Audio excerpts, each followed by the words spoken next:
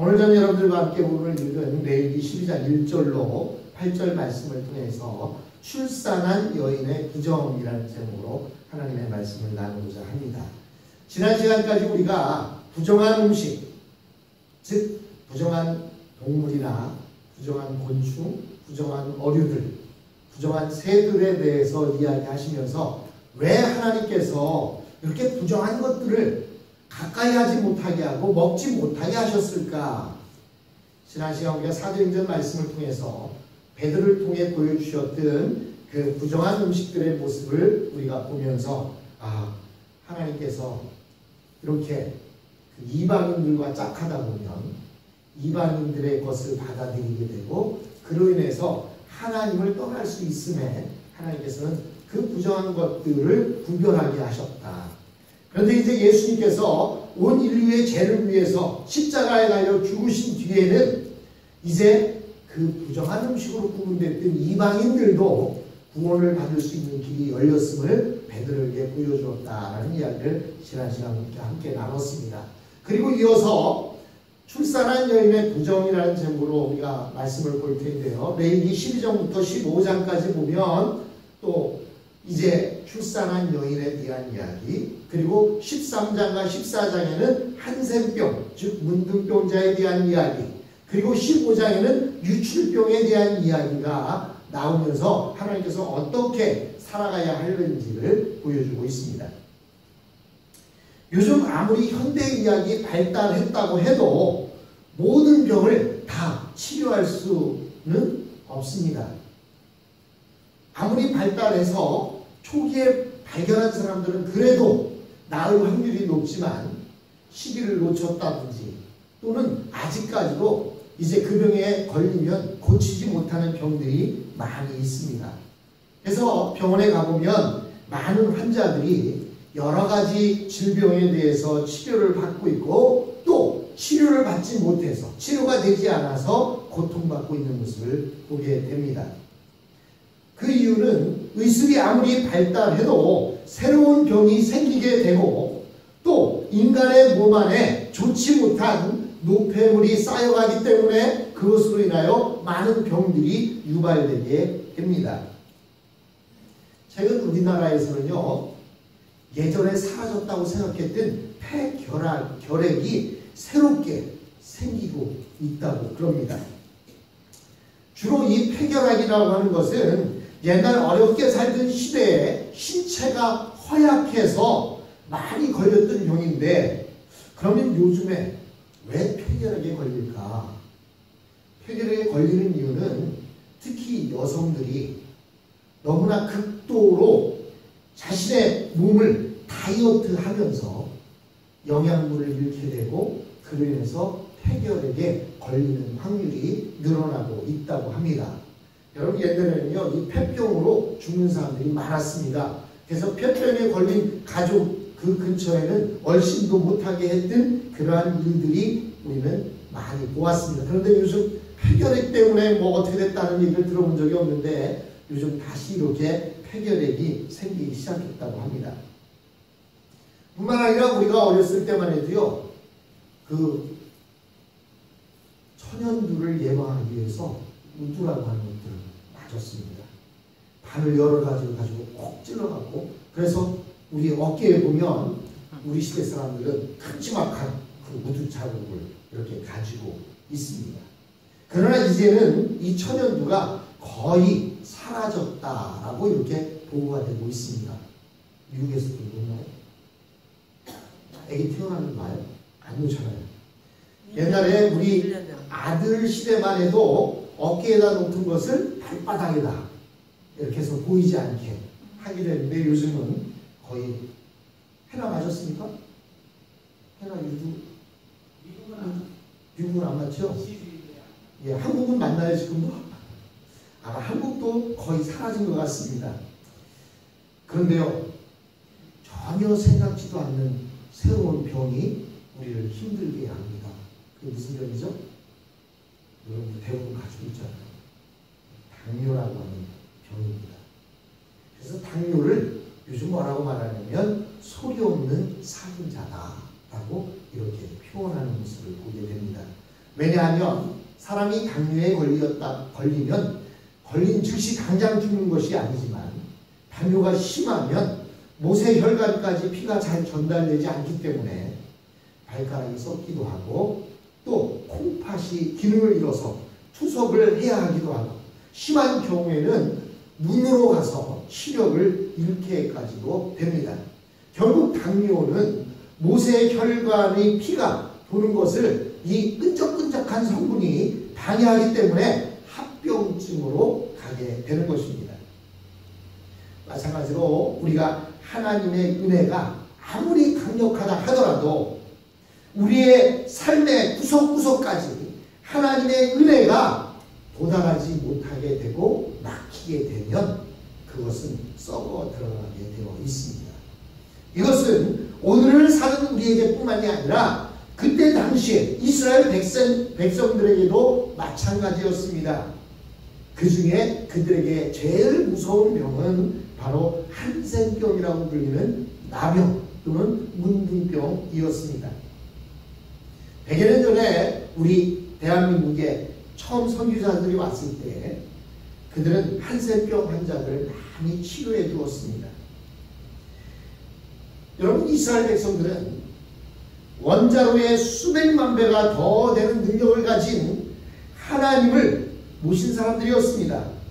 그러므로 그들에게 있어서 나병이라든지 유출병이라든지 다른 일체의 병이 생겨서는 안 되는 것입니다. 그렇죠? 능력이 하나님을 모시고 있으니까. 네, 여러분, 암을 돌보던 의사가 무슨 병으로 죽는 것입니까? 암을 걸려서 죽어요. 암을 돌보는 의사가 암에 걸려서 죽습니다. 암 환자들이 찾아오면 음식 습관을 바꾸세요. 생활 습관을 바꾸세요. 운동하세요. 담배를 끊으세요. 술을 드시지 마세요. 의사들이 그 환자들에게 이야기해 줍니다. 근데 나중에 보면 그 의사가 안 보여서 물어보면 암으로 죽었다는 거예요. 여러분, 아무리 원자로의 수백만 배의 또 더 되는 능력을 가진 하나님을 모셨다 할지라도 개개인의 불결이나 또는 허약해지게 되면 병이 생기게 되는 것입니다. 더욱이 이스라엘 백성들에게 생길 수 있는 병 중에는 다른 사람들에게 급속도로 전염될 수 있는 급성 전염병도 있었을 것입니다. 그러나 그 옛날 출애굽 당시 이스라엘 백성들에게는 급성 전염병이라는 개념이 없었습니다. 옛날 사람들은 병균이라는 것을 일체 몰랐기 때문에 눈에 보이지 않는 것들은 괜찮은 줄 알았어요. 그래서 눈에 보이는 것들만 조심하면 되는 줄 알았는데 사실 눈에 보이는 것 때문에 문제가 됩니까? 아니, 눈에 보이지 않는 것 때문에 더 큰 문제가 일어나는 것입니다. 이스라엘 백성들은 이렇게 눈에 보이는 것들로 인해서 문제가 되었을 때 그들은 격리를 시켰습니다. 왜냐하면 눈에 보이기 때문에 그 사람들은 격리해서 가까이 하지 않으면 되는 것이었습니다. 그리고 이스라엘 백성들 중에서 오늘 본문에 본 대로 출산하는 여성이나 유출병 같은 정상적이지 않은 증세를 가진 자들은 몸이 약하기 때문에 이런 사람들도 격리시켜서 근신하게 하거나 보호하게 하셨습니다. 사실 당시에 중요했던 병들이 의술이 많이 발달한 오늘에 이르러서 우리에게 똑같이 적용되지 않을 것입니다. 이 시대에 태어난 우리가 위생적인 환경에서 또 좋은 의료시설에서 도움을 받으며 사는 것이 얼마나 감사한 일인지 모릅니다. 요즘 100세 시대라고 말하는데 100세 시대가 되는 그 여러 가지 요인 가운데 하나가 의술의 발달을 들 수가 있습니다. 또 먹고 살기에 좋아졌다는 것도 또 하나의 이유입니다. 아무리 의술이 발달했어도 먹고 살기 바쁘면요 병원에 갈 시간도 없습니다. 병원에 가고 싶어도 병원 갈 돈이 없어서 못 갑니다. 그런데 오늘날 이 미국에 살거나 한국에 사는 사람들은 사실 병원 못 가는 그런 일은 없습니다. 한국은 의료보험이 잘 돼서 병원을 갈 수 있고 미국은 어찌하든 병원에 가면 먼저 치료부터 해주니까 병원에 갈 수가 있습니다. 그러다 보니까 인간의 수명들이 많이 늘어나는 것이 사실입니다. 하나님의 능력이 있는 이스라엘 백성이라 하더라도 본인의 건강을 스스로 챙기지 않거나 또는 하나님의 은혜가 제대로 공급되지 않으면 병에 걸릴 수가 있습니다. 여러분 아무리 돈이 많고 아무리 겉으로 건강해 보여도 그들도 병에 걸릴 수가 있습니다. 그런데 사실 우리가 성경을 보다 보면 이런 환자들을 격리시키는 것은 너무나 매정해 보입니다. 사실 전염병에 걸린 환자들을 격리시키는 것은요, 그 환자를 미워해서가 아닙니다. 그 약한 환자들이 또 다른 질병에 걸릴 수도 있고 또 잘못하면 다른 약한 사람들에게 병을 옮길 수도 있기 때문에 다른 사람도 보호하고 그 사람도 보호하기 위해서 격리를 시켰던 것입니다. 뿐만 아니라 이렇게 격리시키는 것, 그 더 중요한 것은 이스라엘 백성 안에는 하나님이 거하시기 때문에 하나님은 특정 병이 있는 자들을 일단 이스라엘 진 밖으로 내보내셔서 병이 나을 때까지 근신하도록 하셨던 것입니다. 이스라엘 백성들에게 있어서 가장 중요하게 생각하는 것이 무엇입니까? 우리 사람을 생각할 때 이스라엘 백성들이 사람의 무엇을 가장 중요하게 생각했을까요? 뭐죠? 피입니다. 피를 가장 중요하게 생각했어요. 그런데요, 이게 얼마나 과학적인지 모릅니다. 오늘날 여러분 병원에 가시면 여러분 건강진단을 받을 때 맨 먼저 하는 일이 뭔지 아십니까? 피를 뽑는 거예요. 그 피를 뽑아서 피를 검색해보면 그 피 안에 모든 것이 다 있습니다. 이 피를 운반하고 있는 헤모글로빈이라고 하는 적혈구는 그의 생명이 6개월입니다. 헤모글로빈이 딱 생기면 6개월 동안 활동을 하다가 6개월 뒤에 죽어요. 그런데요, 이 헤모글로빈의 그것을 피를 검색을 해보면 6개월 동안 내 모든 삶이 다 그것에 나타난다. 그런데 이 헤모글로빈에는 6개월 된 피만 있겠습니까? 갓 태어난 피도 있을 것이고 한 2개월, 3개월 된 피도 있을 것이고 죽어가는 6개월 된 피도 있을 거예요. 그래서 그 피를 검색을 해서 평균을 내보면 이 사람의 건강 상태를 알 수 있다고 합니다. 그래서 병원에 가면 피 검사를 하는데 피 검사도 검사가 얼마나 많은지 모릅니다. 그렇죠? 그래서 여러분 피 검사를 받을 때 5가지 검사를 하려면 어떻게 해요? 피를 5병을 뽑습니다. 더 많은 검사를 하면 더 많은 피를 뽑아요. 아마 앞으로 가면 피 1병 뽑아서 그걸로 모든 검사를 다 할 수 있는 그런 시대가 곧 올 겁니다. 이스라엘 백성들에게 가장 중요하게 생각하는 것이 바로 이 피였습니다. 특히 뇌에 대해서 부정하게 여기는 병들은 엄밀히 따지면 피가 흐르지 않는다든지 피가 감염되었다든지 하는 식으로 피와 관계가 있는 것을 알 수가 있습니다. 하나님께서는 사람의 생명은 피에 있다고 말씀하셨는데 사람이 많은 피로 인해 감염이 될 수도 있고 그 피가 건강할 수도 있는 것입니다. 하나님께서 이스라엘 백성들에게 피가 있는 채로 짐승들을 먹지 못하게 하셨고 또 사람의 피를 흘리게 하면 그 사람도 피를 흘리게 해서 죽게 하셨습니다. 왜냐하면 사람의 생명은 피에 있기 때문입니다. 피가 살아서 돌아다니면 그 사람은 살아있는 사람입니다. 그런데요, 피가 죽으면 어떻게 돼요? 죽은 피가 피부를 타고 나오면 고름으로 나오는 겁니다. 또 그것이 어느 때는 땀으로 해서도 나오기도 합니다. 피가 죽으면 죽은 것입니다. 그래서 하나님께서는 짐승의 피를 하나님의 제단에 뿌려서 죄 씻는 데 쓰게 하셨습니다. 사실은 하나님은 사람의 피로 하기를 원하셨지만 그러면 그 사람이 죽어야 되잖아요. 그래서 대신 짐승의 피로 하나님의 제단에 뿌려서 죄를 짓게 하시고 또 그때 남은 피는 모두 땅에 묻게 하셨습니다.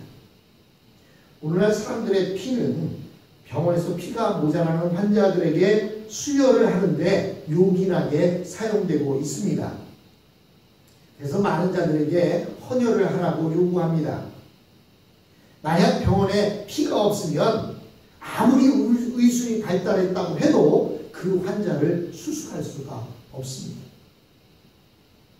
결국 그렇게 되면 모든 환자들은 죽을 수밖에 없습니다. 하지만 어떤 경우에는 수혈을 할 수 있는 피가 있다 하더라도 그 피를 수혈받아서 그 피의 주인이 앓고 있던 병이 수혈받은 사람들에게 옮겨오는 경우들을 볼 수가 있습니다.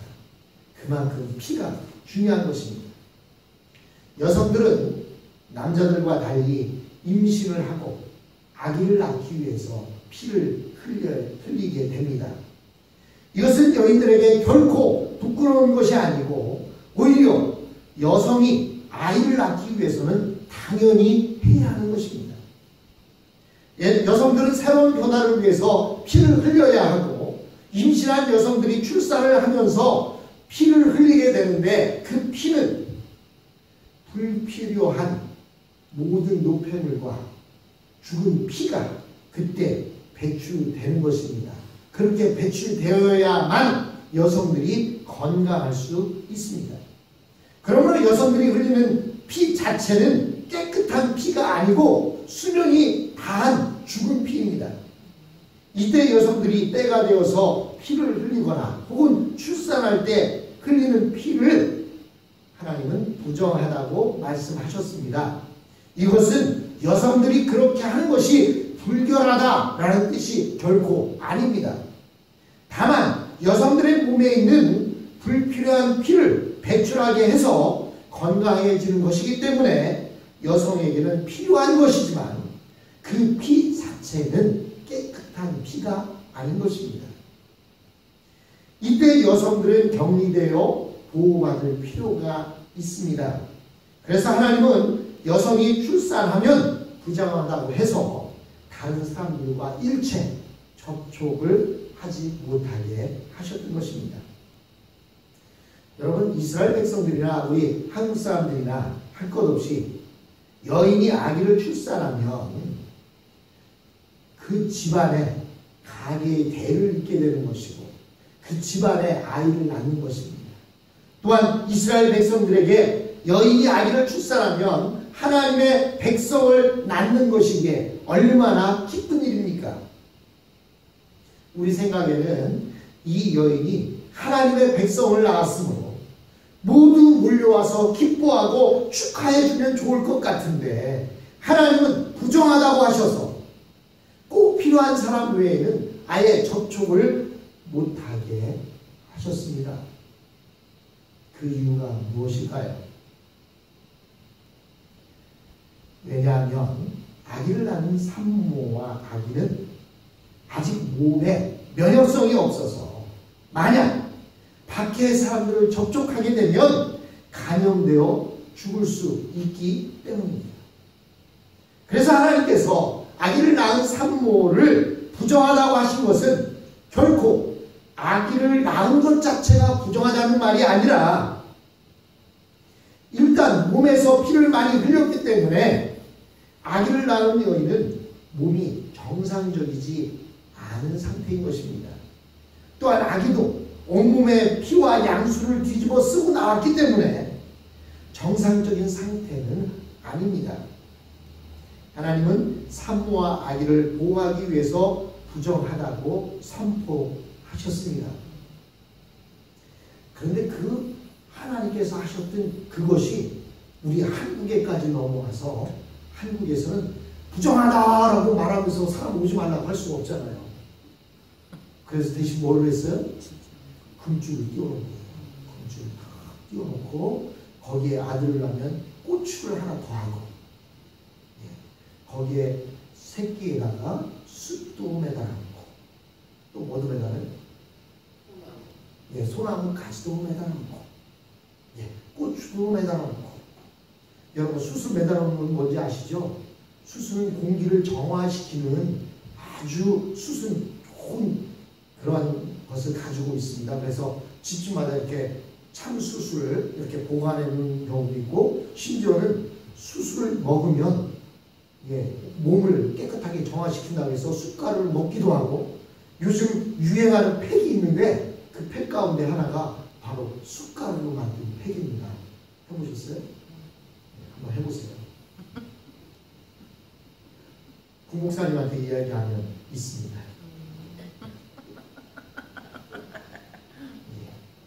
예. 여러분, 사람의 입으로 부정하다. 우리 집 아기 나왔으니까 오지마 오지마. 오는 사람마다 이야기할 수 없잖아요. 그래서 금줄을 띄웠던 거예요.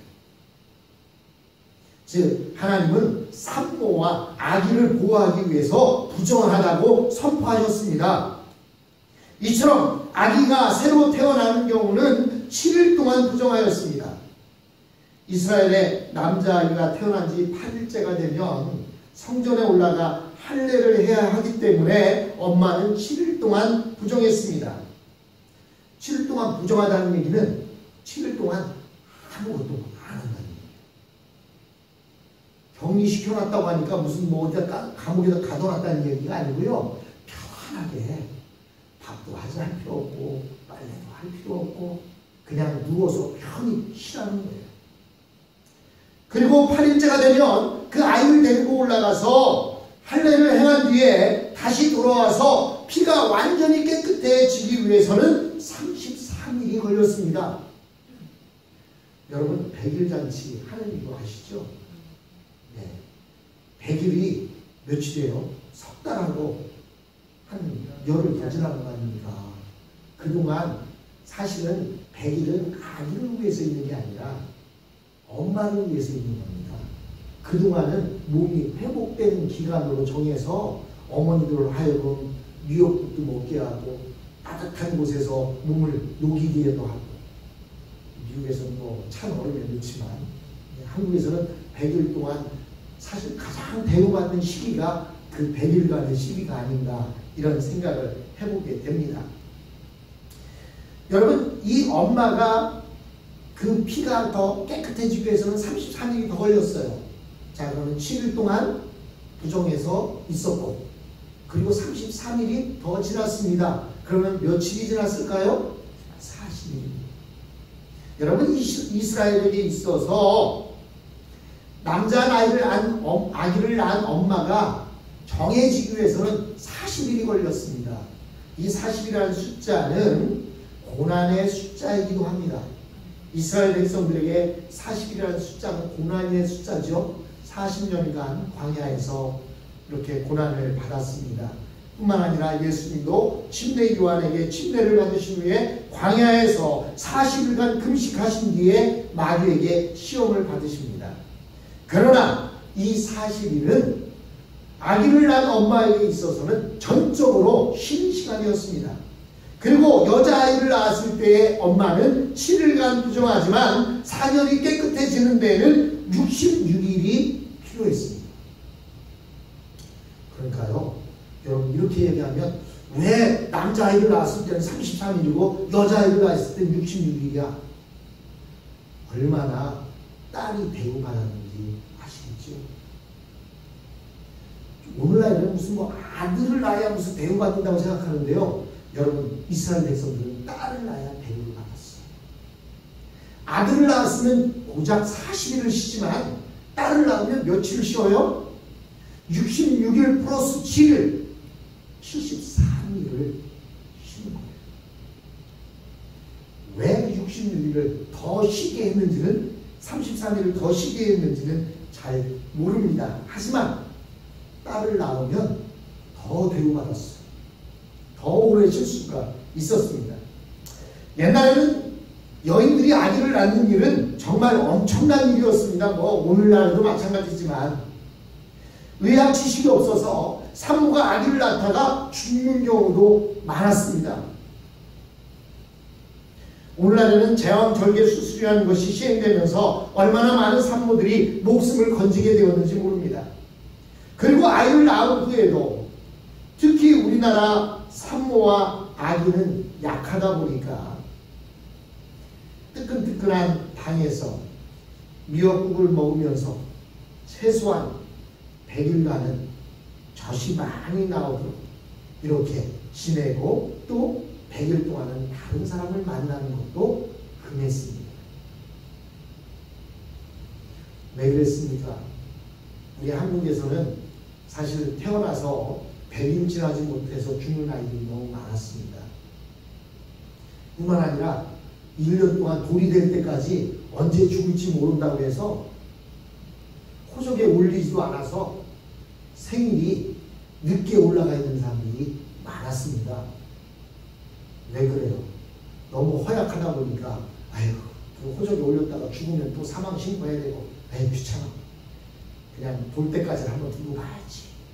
그래서 돌 때까지 잘 살아주면 그제서 이제 호적에 올리는 바람에 생일이 늦어지는 그런 사람들도 있습니다. 두 번째로 왜 하나님께서는 아기를 낳은 여인을 부정하다고 말했는가? 그 이유는 물론 이스라엘 백성들이 믿음의 자녀를 출산하는 것은 귀한 일이고 또 하나님의 구원이 여인의 자손을 낳았으므로 이루어지는 것도 사실이지만 그럼에도 불구하고 모든 사람이 죄 가운데 잉태되는 것을 하나님이 가르치시기를 원했던 것입니다. 그래서 다윗은 시편에서 노래하기를 모친이 죄 가운데 나를 낳았다라고 고백하기도 했습니다. 지금 모든 인간들은 어머니의 태에서 임신이 되면서부터 그 안에 죄성을 가지고 태어나기 때문에 반드시 하나님의 말씀으로 깨끗하게 될 필요가 있는 것입니다.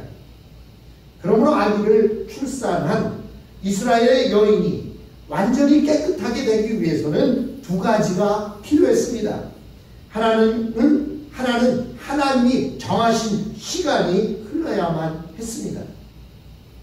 그래서 아이를 낳은 엄마는 일단 7일 동안은 어느 누구와도 접촉할 수 없었습니다.